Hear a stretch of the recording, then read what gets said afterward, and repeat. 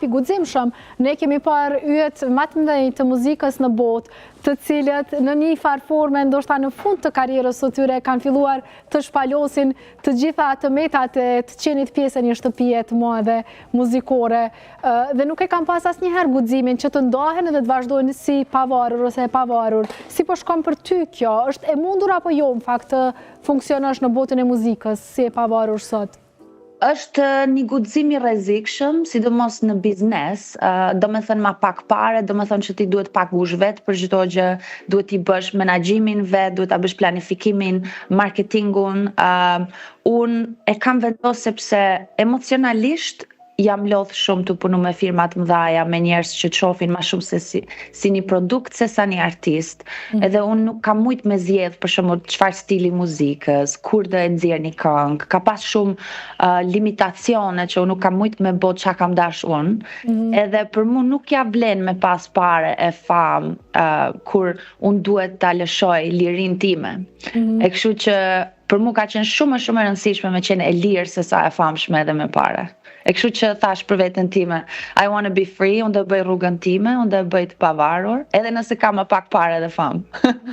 Dhe si po shkon, sa projekte ke nxjerrur si e pavarur tani?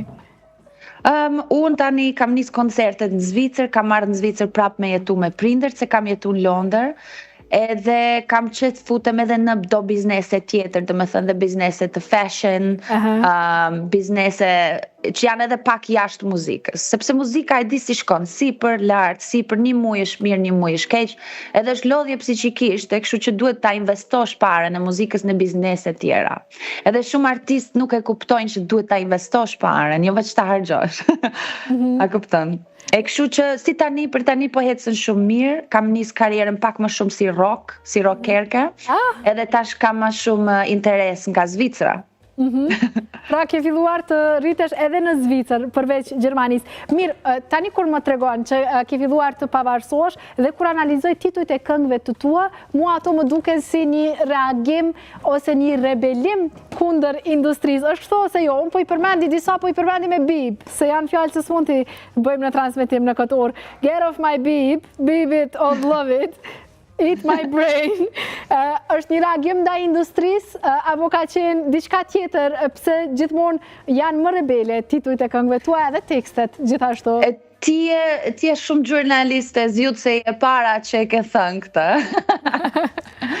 Po për zotin që e ka qenë një mënyrë për mu me u shpreh, pak më shumë si diplomate, kështu, in the name of entertainment. Po vërtet unë kam qenë shumë e mërzitur edhe e lodhur nga politika që duhet lush si artiste. Edhe për mua ka qenë shumë e rëndësishme që mos ta humb pasionin për muzikën. Edhe kur futesh në biznes, kjo nuk është vetëm pasion e muzikë. Çdo gjë është edhe biznes. E unë s'jam politikane, unë nuk kam qef me lujt politik, e kështu që i thash vetes, I gotta be free. Mirë, Ilira, çfarë do t'i thoje vajzave, sepse unë jam e sigurt që plot prej shikueseve tona, në veçanti dua të flas për vajzat, se gjithmonë më duket që rruga e tjeme është më e lehtë, nuk e di pse kam këtë përshtypje. Është e vërtetë. Për vajzat më duket më e vështirë, të cilat ndrojnë ndoshta ta nënshkruajnë një marrëveshje të madhe me një label, ndrojnë të jenë të famshme, ndrojnë të kenë me miliona ndjekës në rrjetet sociale, por që ti po na tregon që gjithmonë nuk është ana e njëjtë e medaljes, ajo që e shohim ne dhe e shohin të tjerët. Shiko, kur e shef Dua Lipën për shembull rrugën e saj, ajo është fantazi. Ajo e ka është bërë një njeri shumë i famshëm, me shumë parë, me shumë sukses, pa mos harroni gjë,